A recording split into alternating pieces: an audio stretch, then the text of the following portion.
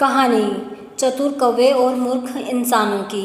एक दिन एक कौवा और उसका बेटा पेड़ पर बैठे थे।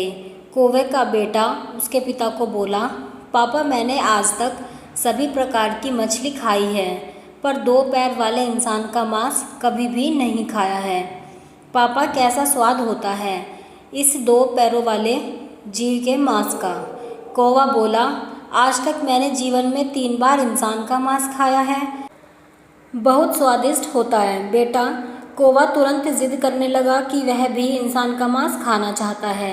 पिता कौवे ने कहा, ठीक है, लेकिन तुम्हें कुछ देर इंतज़ार करना होगा और जैसा मैं कहता हूँ वैसा ही तुम्हें करना होगा। मेरे पालक पिता ने मुझे यह तरकीब सिखाई है जिससे हमें भोजन प्राप्त करने में मदद मिलेगी। बेटा कौवा ने हाँ कहा। तब पिता कौवे ने बच्चे को एक स्थान पर बिठाया और वह कहीं पर उड़ गया। थोड़ी देर बाद जब वो लौट कर आया तो उसकी चोंच में मांस के 2 टुकड़े थे। उसने एक टुकड़ा अपने मुंह में रखा और दूसरा टुकड़ा बच्चे के मुंह में दे दिया।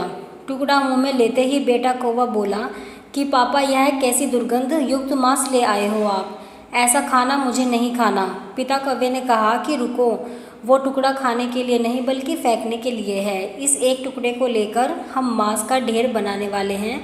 कल तक इंतज़ार करो, देखना तुम्हें मांस ही मांस खाने के लिए मिलेगा, और वह भी इंसानों का।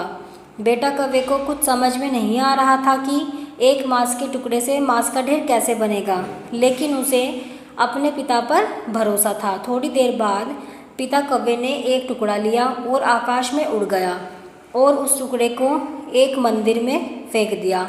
कौवा वापस आया और दूसरा टुकड़ा उठाया और दूसरा टुकड़ा एक मस्जिद के अंदर फेंक दिया। फिर वह आकर पेड़ पर बैठ गया। पिता कौवे ने बेटे से कहा, अब देखना, कल सवेरे तक इंसानों का मांस खाने को ज़रूर मिलेगा। कुछ देर बाद हर तरफ अफरा तफरी मच गई।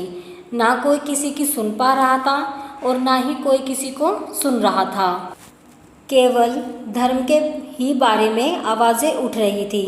धर्म के नाम पर खून बहाया जा रहा था।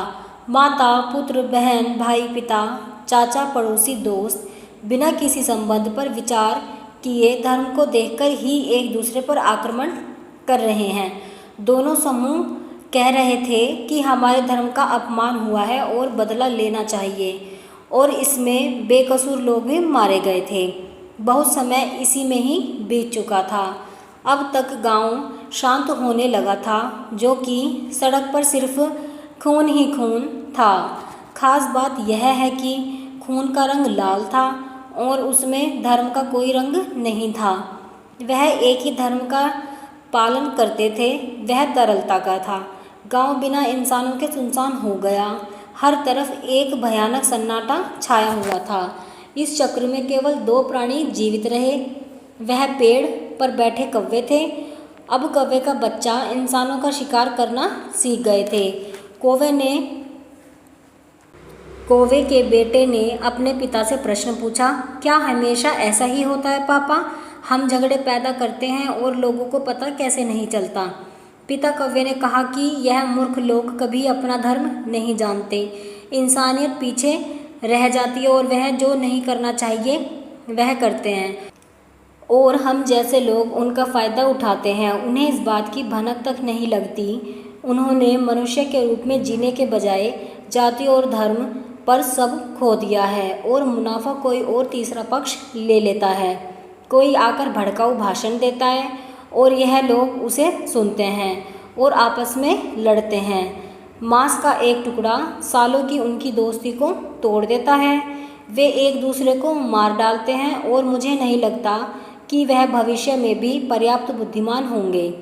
यह कहकर दोनों बाप बेटा मांस खाने के लिए उड़ गए। आप कमेंट में ज़रूर बताएं कि आपको स्टोरी कैसी लगी है। स्टोरी के बारे में आपके विचार क्या हैं।